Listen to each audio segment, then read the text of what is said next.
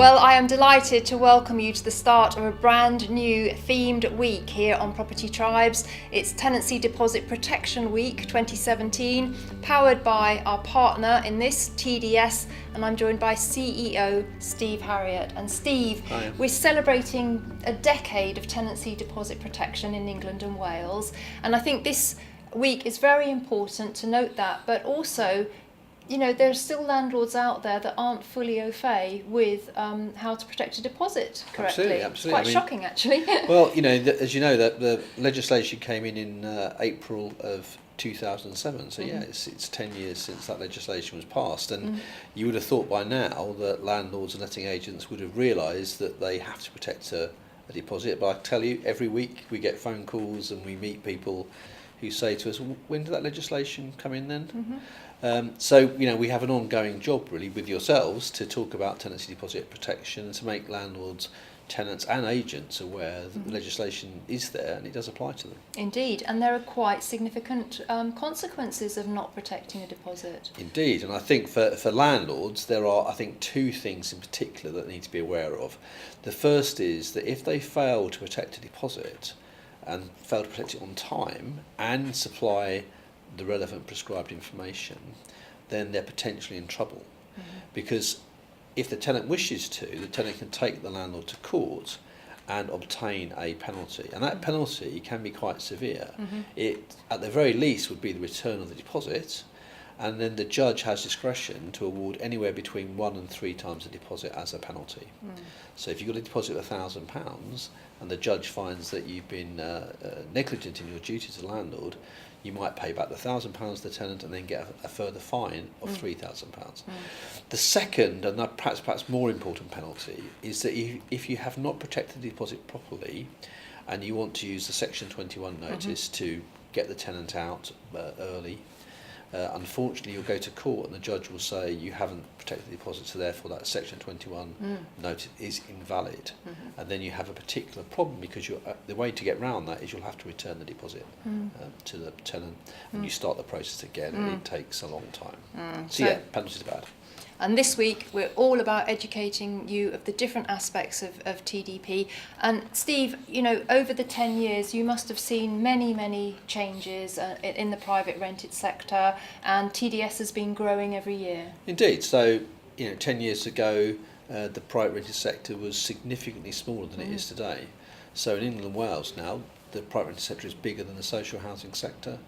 Every week new landlords are acquiring properties and protecting deposits with us. So, you know, we've seen our deposits grow from none in April 2007 to today, where we're holding just over 1.2 million deposits, and that's worth about £1.4 billion. So there's been a huge growth in deposit protection, and that's gone hand in hand with the growth of the private rented sector. And there's no sign in the current climate that the rented sector is going down. As people find it more difficult to get into own occupation, they've got to be housed.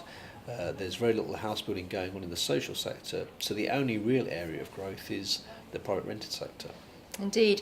I think, you know, a very important thing to say is that, you know, a property is almost certainly the landlord's greatest asset. When we hear of people saying, "Oh, I'm not going to bother to take a deposit," I really struggle to understand that. You wouldn't, you know, somebody wouldn't rent you a Ferrari without expecting quite a significant deposit. And actually, the TDP scheme is actually very fair to everybody involved, isn't it? Correct. So I think you're right in saying that if a landlord decides not to take a deposit, then potentially at the end of the tenancy they've got a problem, because if that tenant has done damage to the property or not paid the rent, then in those circumstances the only recourse the landlord has is to go to the county court and try and secure recompense from the tenant. Now that takes time and it takes money, and there's no guarantee you'll get your money back even if the judge issues an order in favour of the landlord. So yes, in our experience, most you know, landlords will decide to take a deposit because it provides a degree of protection for them, that if at the end of the tenancy the rent's not been paid or damage has been caused or the property is less clean than it was, then they have the ability to use the deposit to pay for some of those deductions. Now, those deductions have to be done by agreement, because in the old days before deposit protection, landlords would sometimes keep the deposit unreasonably. So we're here as a tenancy deposit scheme to try to deal with those relatively small, if I'm honest, number of cases where landlords and tenants can't agree about how the deposit should be used. And we're here to take an impartial decision, and we will award the deposit to whoever we feel is appropriate on the evidence we've been given.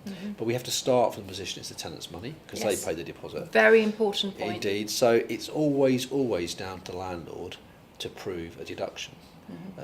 If they can prove a deduction, we'll issue an award in their favour. Well, we're going to have some videos about that particular topic later in the week. But Steve, I think the other positive thing about a landlord taking a deposit, it's twofold in my mind. I think it encourages the tenant to look after the property, and I also think it can help weed out tenants that may have affordability issues, because if they can't afford the first month's rent and the deposit, then maybe they're not that financially robust. Correct, and so I think that's quite an important point, really, because I think the deposit these days, it varies, but it's typically between 4 to 6 weeks rent. So that's a sizable sum of money, and clearly one of the things the landlord is going to be concerned about is whether the tenant can pay the rent. So clearly a tenant who struggles to find a deposit may be an indicator that they might have trouble later on meeting the rent requirement. So I think for landlords, the deposit is a financial guarantee to them, if you like, in terms of some protection for them at the end of the tenancy. It's also an indicator as to whether the tenant's going to be able to maintain those rent payments during the tenancy. So if you don't take a deposit, clearly you're not going to benefit from that financial protection, and you may not, at that early stage, understand whether or not the tenant's going to struggle to meet the rent payments. Indeed. Just to finish, I guess, Steve, over the last 10 years, TDS has invested heavily in technology and making it easier for landlords to protect their deposits and so on. Tell us some of the initiatives that you've introduced. Okay, so in the early days, back in 2007, most of the work that people had to do was to send letters to us and send forms in the post and attach a cheque to pay for their deposit protection. I haven't even had a chequebook for years Indeed, now. nor have I. But we've quite rapidly changed. So actually now, nearly all of our work is done online. So landlords can go online, they can protect a deposit with us. We think you can do it in less than a minute. Wow. Signing up, registering the deposit with us with all the relevant details, making a payment to us using a WorldPay or a bank debit card, and then by return getting the deposit protection certificate that the landlord can send through to their tenants. Fantastically quick service, and one which is a huge improvement on the situation it was 10 years ago.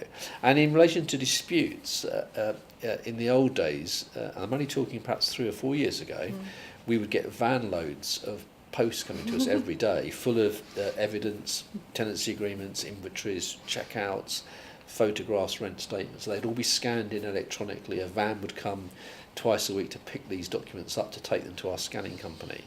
Now, last week, 99% of our disputes came in online via an online portal where the landlord uploads his or her evidence about the damage that may have been caused, and the tenants can have a look at that same evidence and supply their counterclaim back to us to have a look at. It's a different world. How times have changed, and there's 2 schemes that landlords can use, the custodial or the insured scheme, and stay tuned for videos dealing with how to choose which kind of scheme that you're going to use. So thank you very much, Steve, for your support of Property Tribes through TDP Week and your sponsorship of your category on our site. Really appreciate your input, and here's to another great 10 years of TDS and TDP. Thank you.